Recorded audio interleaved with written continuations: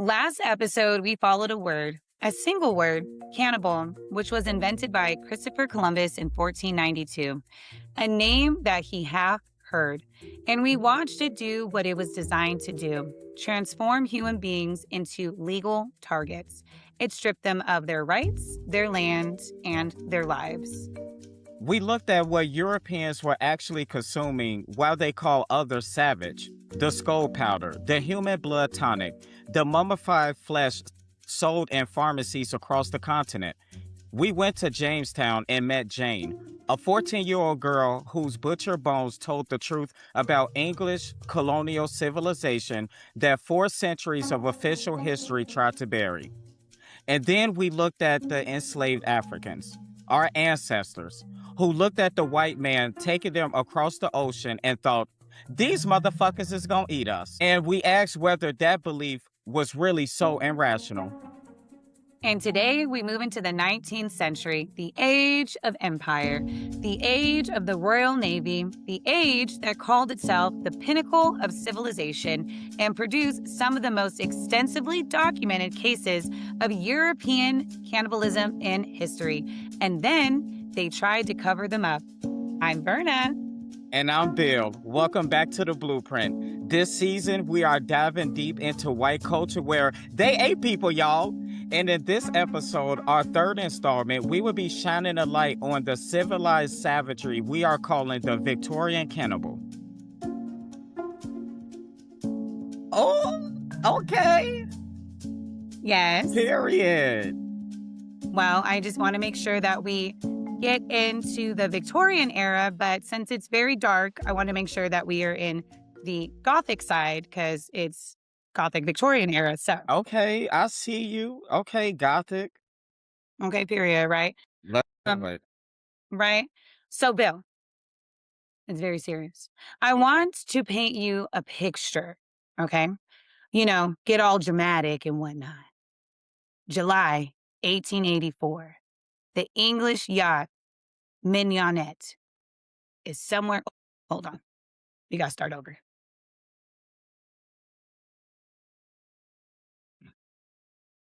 Because we on the water. Okay. July 1884. The English yacht Mignonette is somewhere in the South Atlantic, roughly 1,600 miles from the Cape of Good Hope. She has been sunk by a rogue wave. 4 survivors are adrift in a lifeboat. Captain Thomas Dudley, First Mate Edwin Stevens, able seaman Brooks, and a 17-year-old cabin boy named Richard Parker. They have no food, almost no water. The ocean is empty in every direction. Okay? Now, after several It's days. giving Castaway vibes. Well, that was with the plane. Okay. Yeah, well, in an island, and I think he had a volleyball. Okay. So not exactly. But anyways, we're back. 1884, we're back. All right. After several days, Parker, who has made the mistake of drinking seawater and has become desperately ill, falls into a coma. Dudley and Stephen make a decision. They kill Parker. They drink his blood. They eat his flesh. When they are rescued 20 days later, Dudley and Stevens make no attempt to hide what they have done. They believe reasonably, based on centuries of maritime tradition, that what they did actually wasn't a crime. That the sea had its own law, that survival made it necessary, and necessity made it right. Okay? So the sea had its own law and constitution? Well, according to them at the time. Okay. Okay. Yes. Okay. All right. Continue. I'm just Right. listening. However, they are wrong. And the case that follows, Regina versus Dudley and Stevens, will become one of the most important criminal trials in English legal history. But that's not the most important part of this story. The most important part is that the trial reveals something about Victorian England, a society that has built an entire global empire on the premise of its own moral superiority, suddenly having to look in it at a courtroom and what its own people did when the rules essentially ran out. Hmm. So, just to, Okay. we not see no more. Before we go any further into the Mignonette case, I need to just explain what will seem extraordinarily like weird to modern ears. Essentially, Hmm. we have to remember we're in the Victorian era. So Right. even when you ask me, the sea got its own constitution, we have to remember we're back in the Victorian era. So I want to paint the picture of what we're dealing with. Okay. Good. Right. So for centuries, there existed among sailors an unwritten practice known as the customs of the sea. It was never codified into law. It was never officially endorsed by any Navy or maritime authority, but it was widely known, widely practiced, and crucially, widely tolerated. The custom went like this.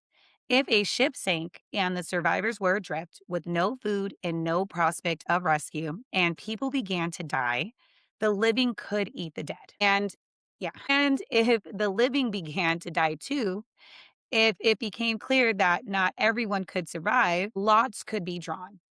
Okay. So think about pick up like the sticks, and you've seen in movies, people draw lots. Right. And the loser of the draw would be killed and eaten so that the others might live. So I'm sure you've seen this in movies before. I can't, I know Well, I minus have. the eating part. Right. But like the idea of the Yeah, the drawing. idea of the drawing sticks, I've seen that. Right. So this is the basis of which that came from. So there's always a little bit of truth in things. Yeah, that's Um, true. so this was not considered murder, right? This was not considered cannibalism in the shameful sense. This was the sea's own brutal arithmetic, so to speak. You did what you had to do you to make sure that you came home. You didn't speak of it much, and if you did, other sailors would just understand what you had to do. The historical record of the custom of the sea is extensive. Scholar A.W.B. Simpson, in his landmark book, Cannibalism and the Common Law, documented case after case across the 17th, 18th, and 19th centuries, shipwrecks, castaways, lifeboats, the same story over and over again.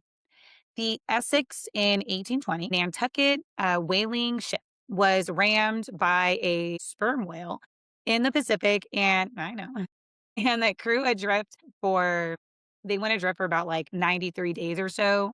The survivors eventually ate the dead, and then when necessity demanded it, drew lots, like I said before, and the man who drew the short straw was shot and eaten. His name was Owen Coffin. He was 17 years old. His captain, George Pollard, who ordered to draw the lots, was in fact his cousin. So, yeah. Damn. But, I am sensing a little bit of a pattern here. When we learned about Jane Uh-huh.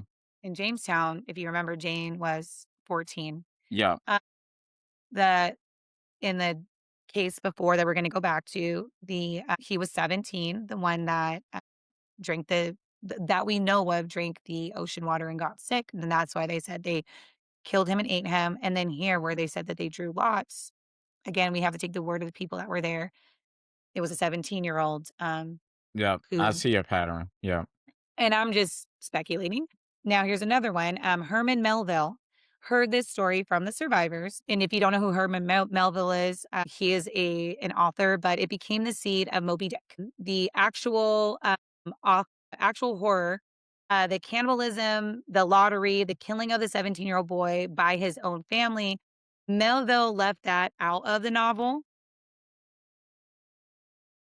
I mean, I don't blame, but it's interesting that that is what inspired that novel, and that novel is like a novel people say to read. I never really thought that that was something to read. That's neither here nor there. But anywho, that was the inspiration behind Moby Dick. If you didn't know, now you know. I didn't know that. Now you do. Victorian England preferred the sea stories that way. They wanted them to be heroic, sanitized, and the darkness kept below the decks. No pun intended. What made Hmm. the Mignonette case different was that Dudley and Stevens came home and they just told the truth. And the truth, for the first time, actually went to court. Okay. Mm, So the prosecution argued in court that necessity was not a defense for murder. Okay. mm, That I know, right? That you could not just kill an innocent person to save yourself, no matter right, the circumstances. And to think that it took so long for that to be a thing, but hey, at least it finally went to court. right, The defense in this case argued that the custom of the sea was a real and recognized practice, and that any sailor in their position would have done the same thing. So that makes it okay. However, the jury convicted. Dudley and Stevens were in fact sentenced to death, but later it was commuted to just 6 months in prison. you go from death to 6 months. Yeah. Sounds about white. I mean, hey. And then an English law was established for the first time explicitly that survival did not justify killing. So they actually had to make a law because of this. Now, sailors were horrified that this became a law. Oh, I bet because it was part of their culture. It was a sea law at the time, right? So now Yeah. they're pissed. They're like, oh, we can't just eat people on the sea. Oh, no. And the legal establishment actually was divided on the decision itself. Which thinking about it, and again, I remember we're modern ears, what have you, and we're also Black. So maybe that's why we're like, what the hell is the debate? But I guess because it's the customs of that time, maybe that's why it's so divided. And it could be, the jobs of actual individuals, whatever. And the newspapers, of course, had their field day.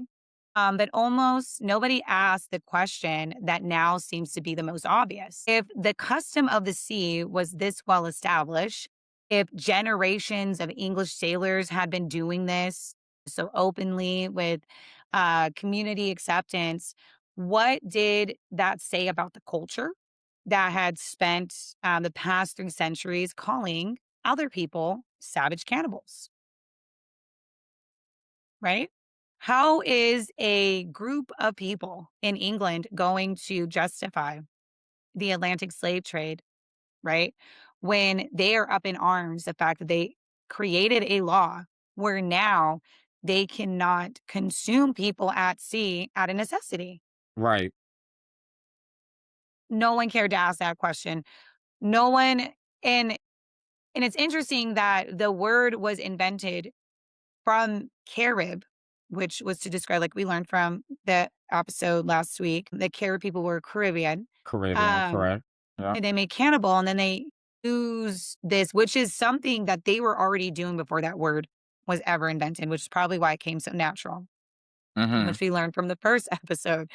But then they use this in ways to make it okay for them. We learned that from with medicinal cannibalism, how they were selling it in the pharmacies. And then now we're learning that maritime survival cannibalism is okay when you're white, apparently, but not okay, it seems like, under other circumstances, right? So Right.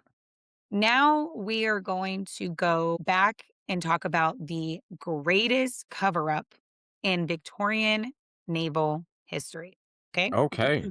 All right. And usually the cover up is worse than a crime. Well, we're going to see about that. Okay, let's see. No pun intended. So, Ah. mhm. So now we're back. We're back in the water. Okay, we're back. Hopefully I don't May, get seasick. I mean, if you do, just go off camera. Okay. May 1845. Two ships, HMS Erebus and HMS Terror, leave the Thames bound for the Arctic. Their mission to complete the Northwest Passage, the fabled Northern Sea route connecting the Atlantic and Pacific Oceans. Their commander, Sir John Franklin, a celebrated Arctic explorer, 60 years old, the pride of the Royal Navy, 129 men, two ships. the most technologically advanced polar expedition Britain has ever launched. None of them came back, Mm. right? For the first 2 years, no one worried much. Arctic expeditions took time. But by 1847, when no word had come, the Admiralty began to send search parties and then more search parties. Over the next decade, dozens of expeditions scoured the Arctic, many of them getting into serious trouble themselves, finding only fragments, a few cairns, some abandoned equipment, the graves of 3 men who had died earlier in the voyage. And then in 1850, a breakthrough. An explorer named John Ray, working from the Hudson's Bay Company, was traveling overland near the coast of King William's Island when he encountered a group of Inuit people. They had a story to tell. Oh, They, okay. yeah, I mean, hey, period. Shout out to Indigenous people.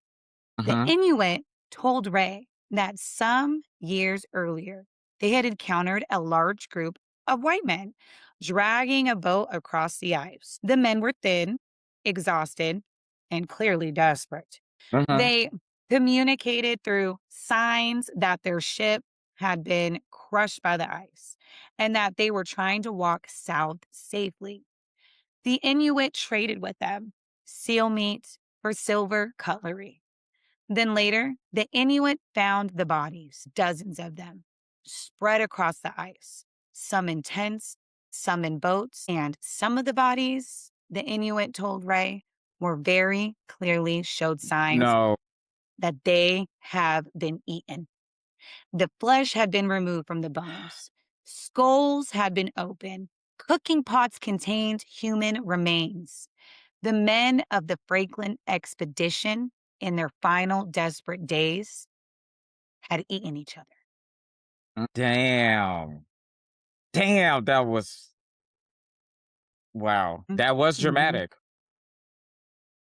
Yes. Yes, that's exactly what happened. Now we're back in England. Okay. Now, Ray published his findings in 1854. And Victorian England, remember what I told you earlier, they like it to be sanitized. Okay. They story sanitize, not they booty Mhm. hole, apparently. That's neither here nor there. Mm. And Keep Victorian it England, polished. I guess not their hygiene, but anyways. And Victorian England, or more specifically, Victorian establishment, Mhm. lost its mind. Okay. They was like, who, excuse me, not because remember, this is the Navy that we're talking about. And this is supposed to be the biggest Arctic expedition ever. Right. Mhm. And they're always supposed to look like heroes. So, Right. a familiar name known as Charles Dickens. If you ever heard Charles Dickens before, Yep. right? The most famous writer in the English speaking world was so outraged that he co wrote a play called The Frozen Deep. Specifically, it was designed to rehabilitate the reputation of Right. Franklin's men and discredit the Inuits' testimony. Uh, Dickens wrote in a magazine article that it was simply inconceivable that English gentlemen officers in the Royal Navy could have descended much of an act, right? There's no way that they would do this. He suggested that the Inuit had committed the murders themselves, or misunderstood what they saw, or were just simply lying. They had to be liars. In other words, the most celebrated chronicler of the Victorian England social conscience chose the reputation of the naval officers over the testimony of the living indigenous witnesses. Okay, Wow. So they rewrote history. right before your eyes.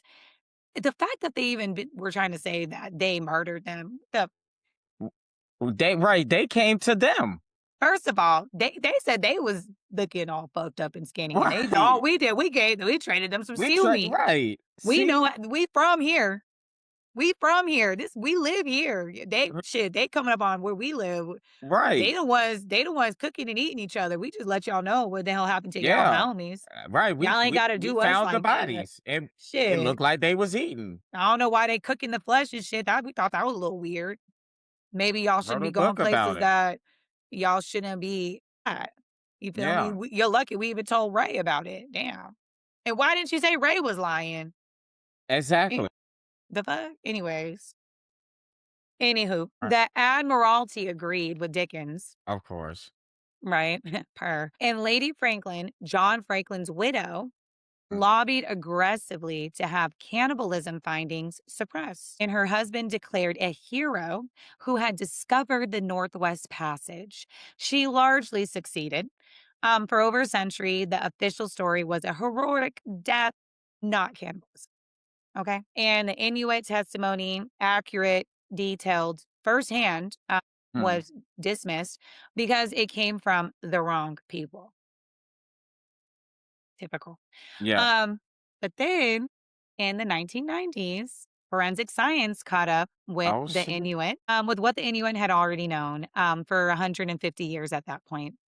Anthropologists and keenly side, let the women do the work, led a Mhm. team that examined the bones recovered from King William's Island. The results were unambiguous. Cut marks consistent with defleshing, chop marks on long bones suggesting they had been broken open for marrow, boiling damage on the skulls. The Inuit were right. They had always been right.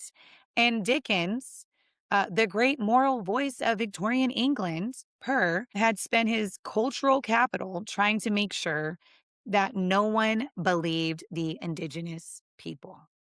Wow. Wow, and he published this in 1854, correct? Yep. He, He made a uh play. he He made made a a play. Coldplay, yeah, and wow, so the 1990s, they finally could prove it. It's wow, Yeah, a woman. that's great. This is why women need to be leading. I love it. That's just maybe another podcast, Yeah, another time. But yes. So I want to pause on Dickens for a moment, right? okay. Because I think it does tell us something essential about the Victorian era that goes beyond this one story, right? Mhm. The 19th century era in which Britain built and consolidated its empire, built and consolidated the ideology that justified social Darwinism, right? The idea of racial hierarchy, the mission to civilize supposedly inferior peoples. The museums full of articles taken from colonized cultures displayed as evidence of primitive savagery. At the center of all of it, the cannibal, right?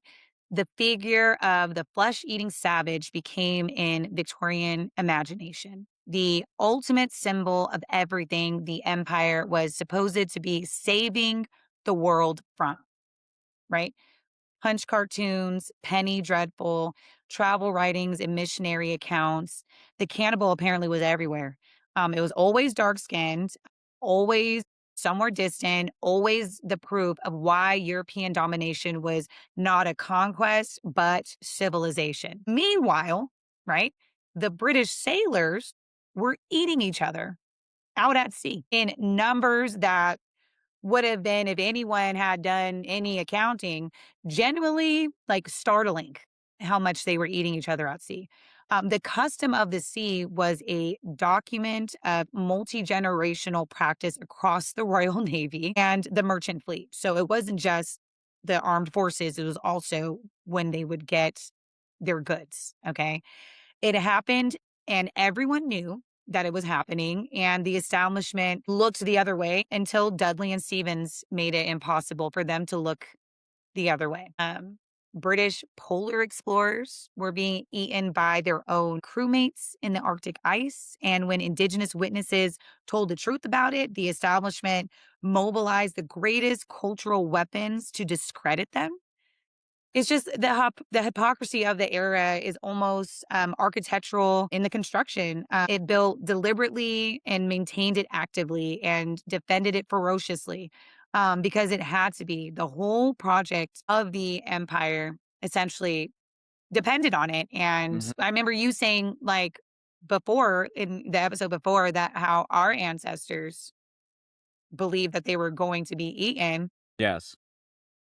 I mean, how could they not? I mean, they're literally getting on the ship with people who they Yeah. know eat people, Yeah. right? Yeah. Yeah, it was already something coming that they knew about, and they knew once they were captured that that was a possibility. So some of them would even take themselves out before they even got to that point. Exactly. And that just shows the discernment and the strength and just our wits about us, and it calls like our keen sense of survival. I Mhm. think it's in our blood, honestly. Me too. So there's actually a term that scholars use for this. It comes from the work of post colonial theorist France Fanon and was developed by Other Sense. The idea is this: colonial systems produce a particular kind of psychological defense. The colonizer cannot afford to see themselves as they are, right? As violent, as exploitative, as in this case, the cannibal. So they project, they take the thing they are most afraid of finding in themselves and they place it with great force and instances onto the other people that they are colonizing. The Victorians called Fijians savages and displayed them in actual exhibits. They were eating each other like on lifeboats, right? Think about that. They put probably partially my ancestors on my Pacific side, my Pacifica side, into exhibits calling them the savage while they were like consuming each other on a lifeboat. They dismiss Inuit testimony as lies of primitive people, and the Inuit were telling the truth about English gentlemen. And they built a global empire on the premise of their own superiority. And they spent a remarkable amount of energy just hiding the evidence, just hiding it. Wow. I'm not surprised. Nothing surprises me about that. I think we can still say that pattern of hiding the evidence and Oh, yes. and projecting that onto others is still true Mhm. now of the same Yeah. descendants. Think about it. A 34 convicted felon calling other people animals. And by the way, someone that was convicted of sexual assault as well, calling people rapists and things like that. So yeah, I see projection. Exactly.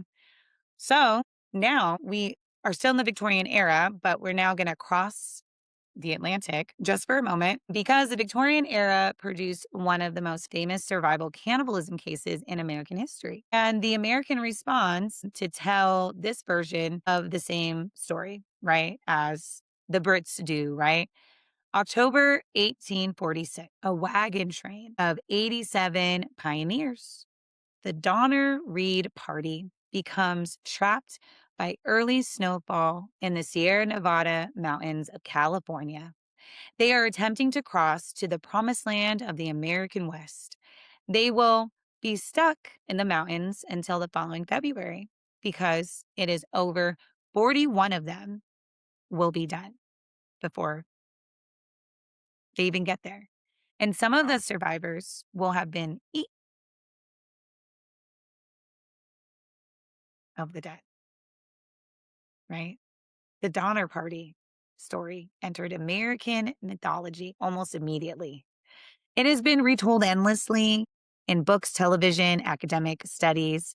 It has become shorthand for extreme survival, for the brutal reality beneath the frontier myth, for the gap between the story America told about westward expansion and what actually happened.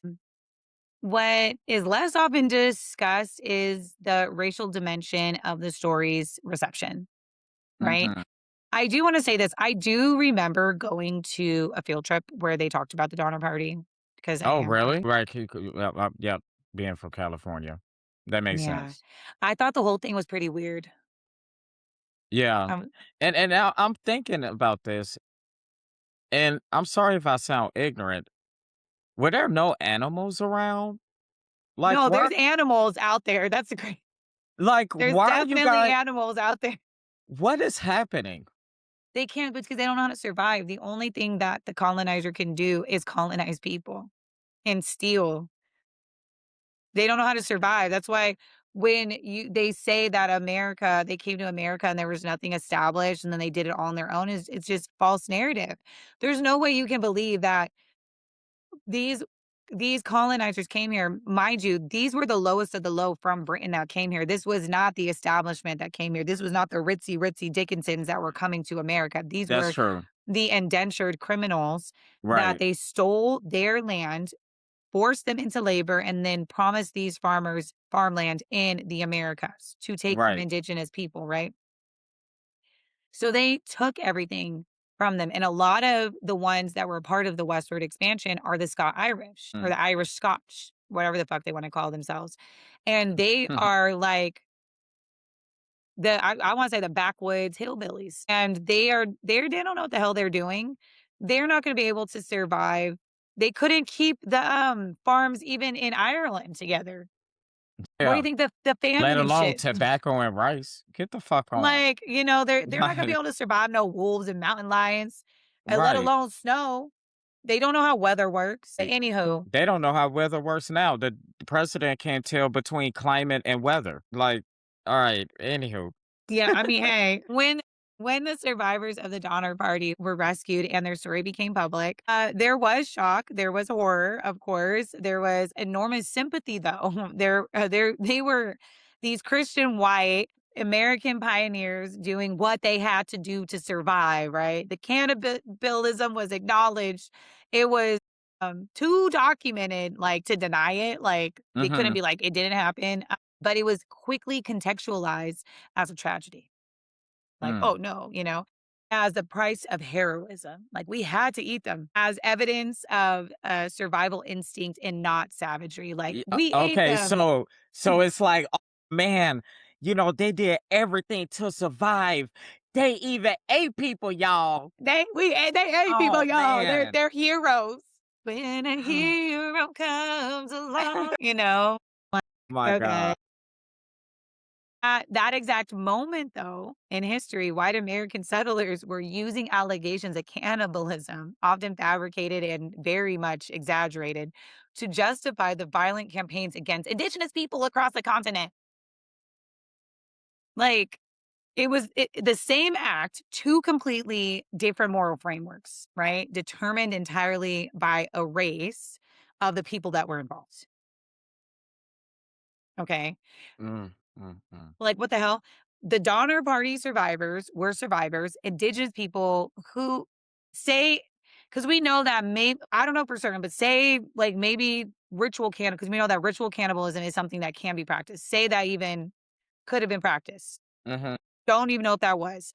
They would say that that was savage, but them eating each other at sea, the way that they did it is not killing a 14-year-old girl, killing 17-year-old boys. That's not savagery. That's heroic. Right. Huh. And it's just ridiculous. It's just not a coincidence. This is Yeah. a It's system. disgusting. It's just working exactly how it's designed. Yeah. Ridiculous. So now there's just one more layer to the Victorian story that I want to pull on because it does tell us something about how culture managed contradictions that cannot be faced directly, right? The Right. Victorians were obsessed with cannibalism in their fiction as well. Okay.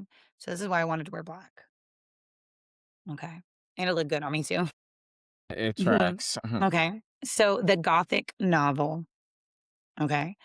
The great Victorian literary form is absolutely saturated with imagery of consumption, of bodies being violated, of flesh and blood and hunger operating as dark mirrors of respectable social life. Bram Stoker's Dracula, published in 1897, is fundamentally a story about an aristocrat who consumes the bodies of innocent people, right? Sheridan Lee Fanu's Carmilla, the sensation novels of I think it's Wilkie Collins, and their bodies hidden in plain sight. right? And then there's this figure that haunts the edges of Victorian culture most persistently, the cannibal as a comedy, right? As spectacle. The music hall cannibal is also a thing. The cartoon missionary in the cooking pot, the punch illustrations of dark skinned as savages sharpening their knives at the arrival of white explorers. This is a culture processing something it cannot say directly.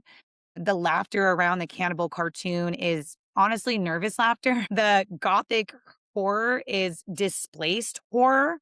The thing that cannot be spoken that we do this too. When I say we, I mean the white people. They're projecting onto others something that they are actively engaging in. So like, ha, ha, ha, ha. Right. That's the type of laugh, like we're Yeah. actually Mm-hmm. consuming you guys. Right.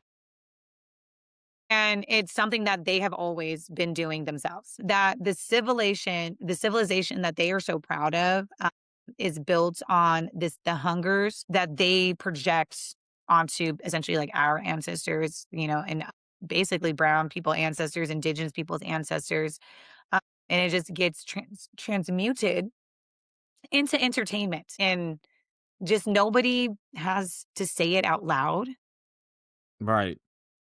which is weird. But I think a common theme for white people is they can turn a lot of things into entertainment so that they don't have to force the horror. Yeah, and it's the lack of accountability. That way you don't actually have to face it. So it's entertaining. Just like Mhm. what they did with blackface and things like that and Birth of a Nation and things. It tracks. Like minstrel shows, right? With the blackface, Yeah. uh, and depicting how they depict black people during that time. It's Yeah. very on par Mm-hmm. for how they don't wanna discuss the atrocities of what they're doing, so they're gonna make it some form of an entertainment Yeah. when it's not. Cowardice, right?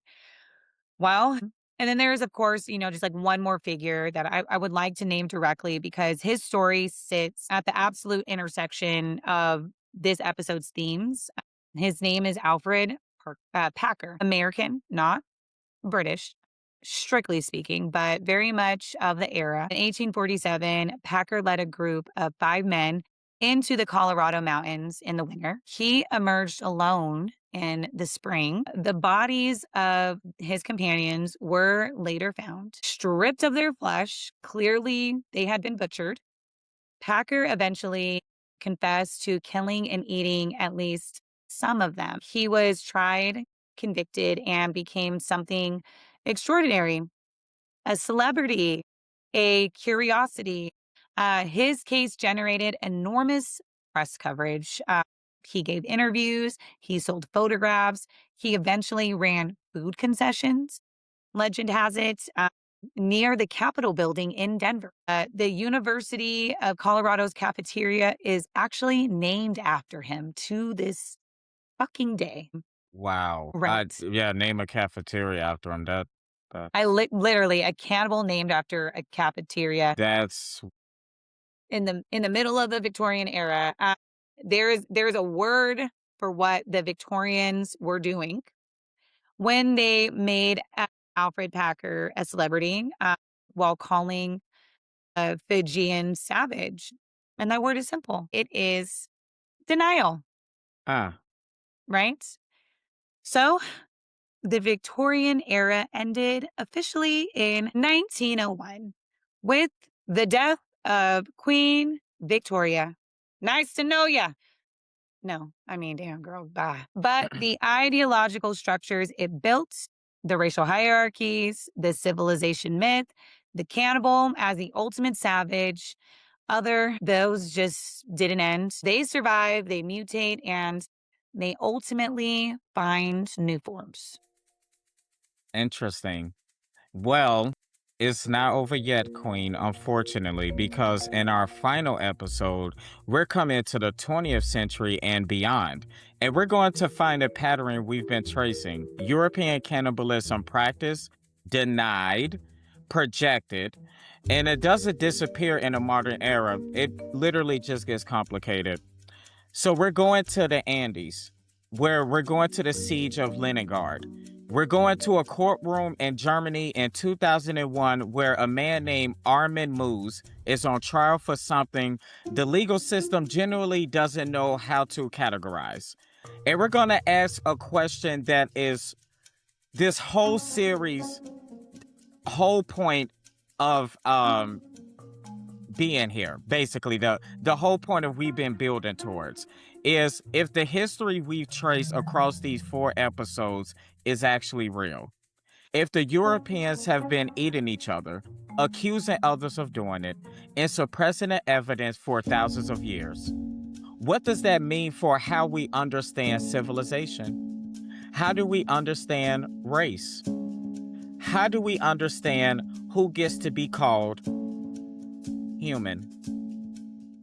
I'm Bill. And I'm Verna. This has been The Blueprint, Episode 3, Civilized Savagery.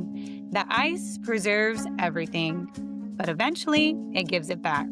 Until next time. Thank you. Bye.